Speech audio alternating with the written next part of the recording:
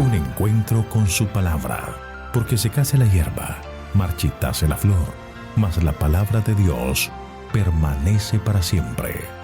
Con ustedes, el doctor José Ricardo Arias Quintero.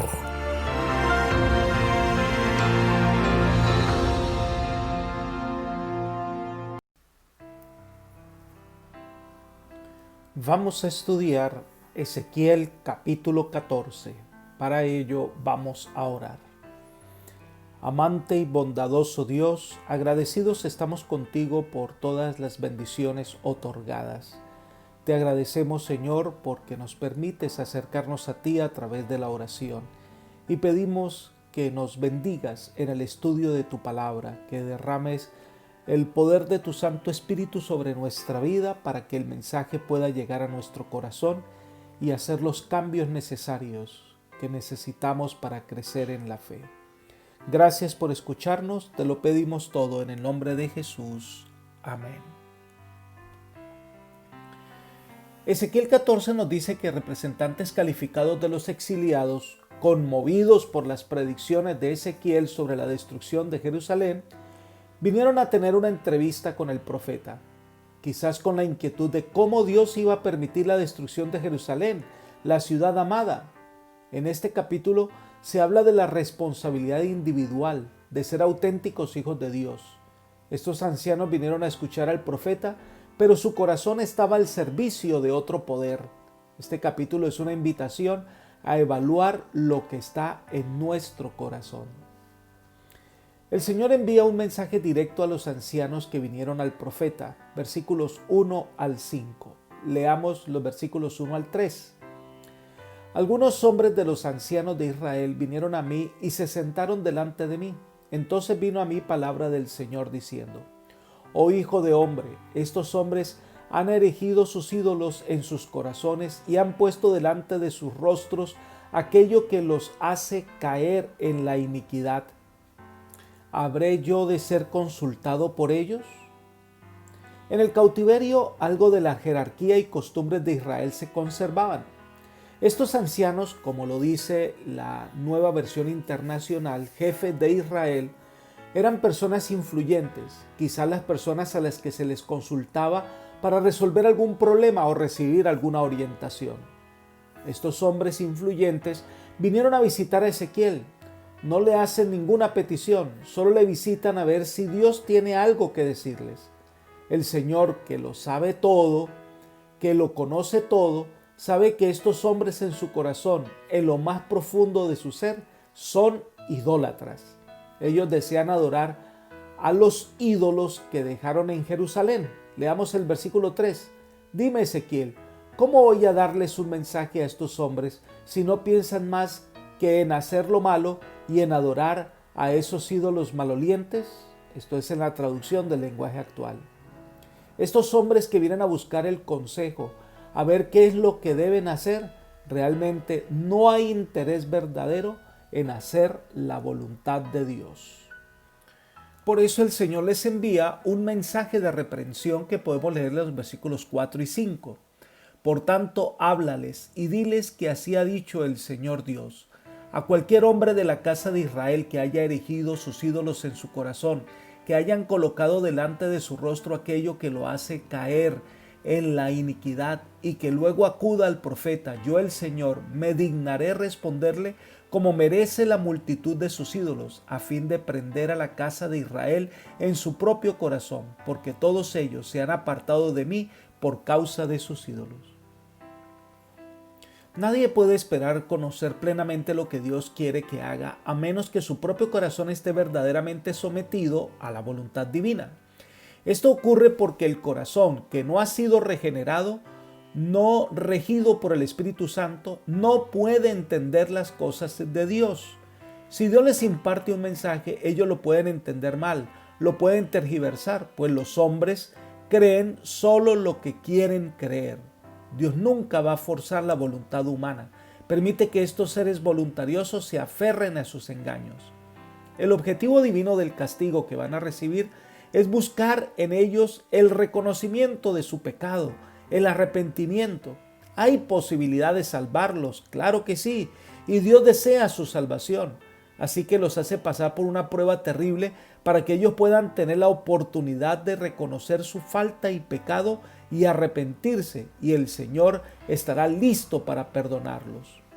La experiencia de estos hombres nos enseña que muchas veces nos presentamos ante el Señor para cumplir con una obligación religiosa o una ceremonia, o es costumbre venir al templo, pero nuestra adoración no es sincera, porque el pensamiento está en otro lugar, y algunos por insinuación del enemigo están anhelando hacer algo que está en contra de la fidelidad de Dios.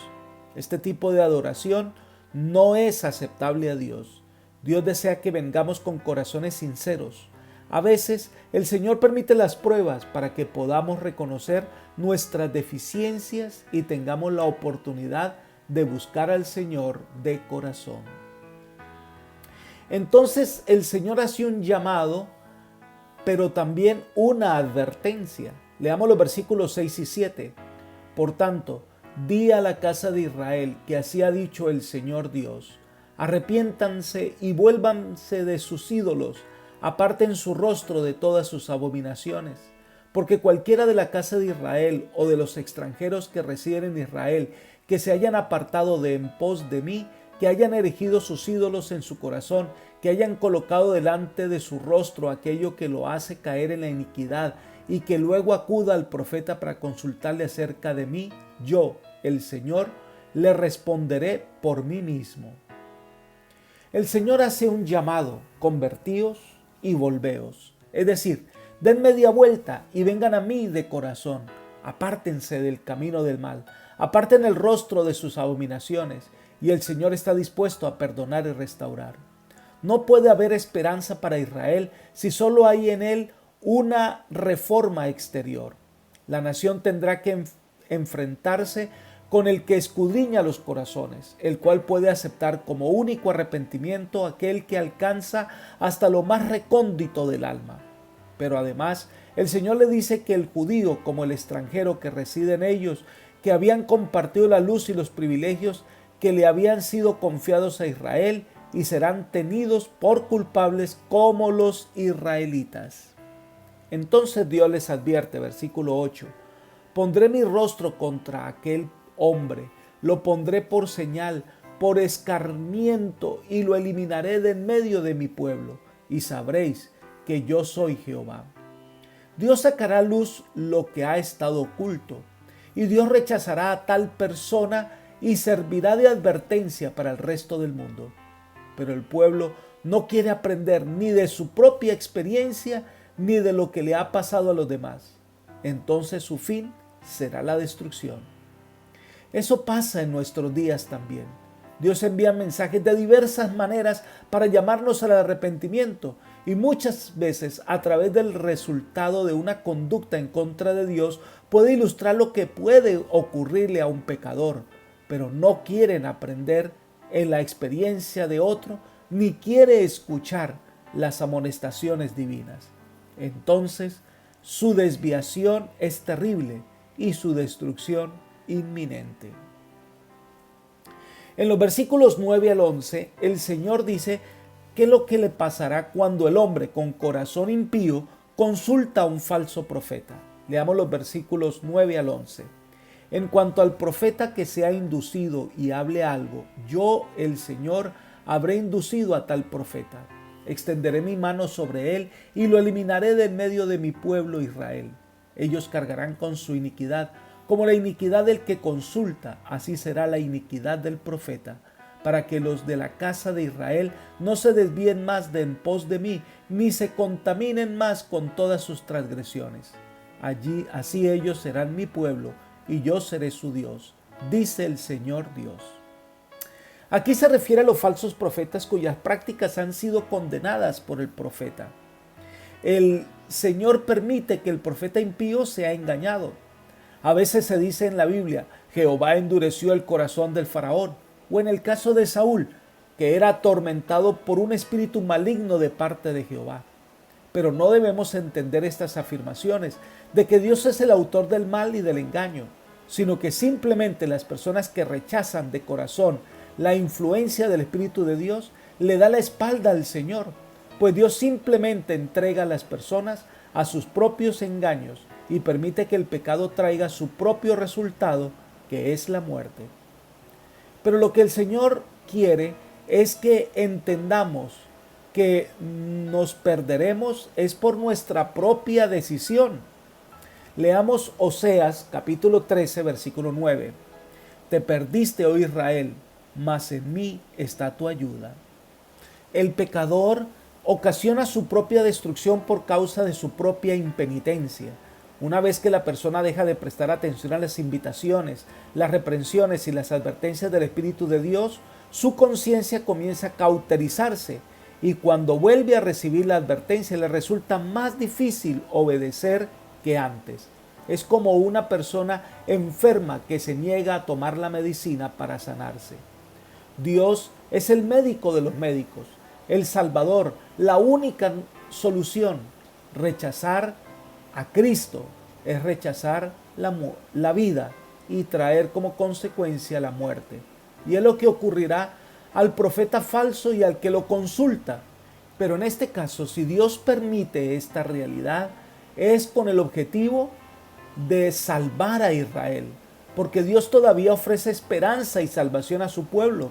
Dios desea salvarlo. Miremos otra vez el versículo 11. Para que el pueblo de Israel ya no se aparte de mí ni vuelva a marcharse con sus pecados. Entonces ellos serán mi pueblo y yo seré su Dios, lo afirma el Señor omnipotente. Aquí puede discernirse el propósito de la disciplina, que Israel fuera inducido al verdadero arrepentimiento, que su pueblo se reuniera y que le fueran devueltos sus privilegios anteriores. Dios desea que el pueblo entienda y se aparte del camino de muerte y reciba la vida eterna. Entonces el Señor les advierte sobre el castigo inevitable que vendrá sobre este pueblo, versículos 12 al 21. Es un mensaje contra las falsas esperanzas. Leamos los versículos 12 al 14. Entonces vino a mí palabra del Señor diciendo: Oh hijo de hombre, si una tierra peca contra mí cometiendo grave infidelidad, y yo extiendo sobre ella mi mano y quebranto su sustento de pan, y le envío hambre y exterminio en ella a hombres y animales, si en medio de ella estuvieran estos tres hombres, Noé, Daniel y Job, por su justicia, ellos librarán su propia vida, dice el Señor Dios. Esta sección nos habla de un país o tierra que peca contra mí y persiste en su infidelidad. Es decir, que no quiere corregir su camino. Llega al colmo de su maldad, llega al punto en que no quiere retornar a Dios. Este pasaje parece contradecir la creencia popular de que Jerusalén no será destruida por causa de los justos que en ella había, así como Sodoma y Gomorra no habrían sido destruidas si allí hubieran encontrado 10 justos. La realidad es que se destaca la responsabilidad individual del desastre nacional. Habla que cada uno tendrá que enfrentarse con sus propias decisiones, que cada uno debe aprender a ser justo. Y para ilustrar esta verdad, repite que si estuvieran en ese momento juntos Noé, Daniel y Job, estos hombres justos, esos hombres que salvaron a otras personas, por ejemplo, Noé salvó a su familia, Daniel a sus 3 compañeros, Job a sus amigos, pues ellos no podrán salvar a Israel. Sigamos leyendo los versículos 15 al 20 para entender la exposición del profeta. Si yo hago pasar fieras dañinas por la tierra, y éstas la privan de sus habitantes, y ella queda desolada, de modo que no haya quien pase por ella a causa de las fieras. Si estos 3 hombres estuvieran en medio de ella, vivo yo, que ni a sus hijos ni a sus hijas librarían, dice el Señor Dios. Ellos solo se librarían, pero la tierra sería una desolación. Y si les traigo espada sobre la tierra y le digo: espada, pasa por la tierra, y exterminio en ella a hombres y animales, aunque estos 3 hombres estuvieran en medio de ella, vivo yo, que no libraría ni a sus hijos ni a sus hijas, dice el Señor Dios. Ellos solo se librarían. Y si envío peste sobre la tierra, y sobre ella derramo mi ira con sangre para exterminar en ella a hombres y animales, aun si Noé, Daniel y Job estuvieran en medio de ella, vivo yo, que no libraría ni un solo hijo ni una sola hija, dice el Señor Dios. Ellos, por su justicia, librarían solos sus propias vidas. La mención de estos tres hombres justos no impide que la justicia divina actúe, porque ellos no pudieron salvar a todos. Noé no pudo salvar a la tierra del diluvio. Daniel no pudo salvar a toda la nación de Babilonia. Entonces, lo que quiere decir es que en el momento crucial, Noé, Daniel y Job no pueden salvar a Israel, porque cada uno tiene que ser juzgado de acuerdo a lo que hay en su corazón. Ellos se salvaron por su justicia, los demás se perdieron en su pecado. Esta es la realidad que debemos considerar hoy. Nadie puede ser justo por nosotros, nadie puede arrepentirse por nosotros, nadie puede tener fe por nosotros. Cada uno debe tener su propia vida de crecimiento espiritual. Elena de White comenta: nadie llegará a las alturas sin esfuerzo perseverante en su propio beneficio. Todos deben empeñarse por sí mismos en esta guerra. Nadie puede pelear por nosotros. Somos individualmente responsables del desenlace del combate. Aunque Noé, Job y Daniel estuvieran en la tierra, no podrían salvar por su propia justicia a un hijo ni a una hija. Ministerio de Curación, página 359. Este es un llamado especial para todos nosotros. Puede ser que mi padre o madre sean una mujer justa, un hombre justo, y crean que porque ellos son justos, entonces yo pues seré también justo. Y eso no es así. La salvación es una experiencia individual, así como el nacimiento es individual. En lo que tiene que ver con la salvación eterna, nadie será salvo por asociación. La salvación depende de una relación personal con Dios. Recibir y conservar la salvación es una experiencia individual. Nadie la puede vivir por nosotros. Elena de White nos alienta diciendo: si Noé, Job y Daniel estuvieran en la tierra, no salvarían hijo ni hija, pues cada uno habrá de librar su alma por su propia justicia. Nadie necesita decir que su caso es desesperado, que no puede vivir como cristiano. Con la muerte de Cristo ha sido hecha amplia provisión para toda alma. Jesús es nuestro auxilio constante en tiempo de necesidad. Invoquémosle con fe, que Él prometió oír y contestar nuestras peticiones. Joya a los Testimonios, tomo 2, página 70. La salvación entonces es una decisión personal, es una experiencia individual que se comparte con otros para que puedan también ellos personalmente decidirse en favor de Jesús. Entonces Dios envía a este país 4 castigos resumidos en el versículo 21. Así dice el Señor Omnipotente: peor será cuando mande contra Jerusalén mis 4 castigos fatales: la guerra, el hambre, las bestias feroces y la peste. Con ellas arrasaré a sus habitantes y a sus animales. La destrucción que vendrá sobre Jerusalén será total, pero recordemos que este capítulo ha comenzado a hablar de unos jefes que vienen al profeta para escuchar lo que Dios quiere enseñar, pero su corazón anhelan la idolatría. El hecho que se menciona la presencia de hombres justos que no pudieron evitar uno de estos castigos, cuánto menos podrán hacerlo cuando todos estos castigos cayeran juntos sobre Jerusalén. Ahora, el capítulo 14 de Ezequiel termina con una nota de esperanza. Leamos los versículos 22 y 23. Sin embargo, he aquí todavía quedarán en ella sobrevivientes, hombres y mujeres que serán sacados fuera. He aquí que ellos saldrán a ustedes y verán su conducta y sus hechos, y serán consolados del mal que habré traído sobre Jerusalén, de todas las cosas que habré traído sobre ellas. Ellos los consolarán cuando vean su conducta y sus hechos, y conocerán que no es sin causa todo lo que habré hecho en ella, dice el Señor Dios. Cuando los exiliados observen la conducta y el proceder de los recién llegados, sabrían que Dios no había obrado sin causa al permitir la destrucción de Jerusalén.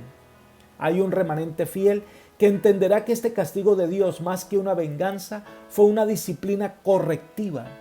Estos cautivos que vendrán darán evidencias de conversión. Dios les da la oportunidad de conocer su camino y su voluntad.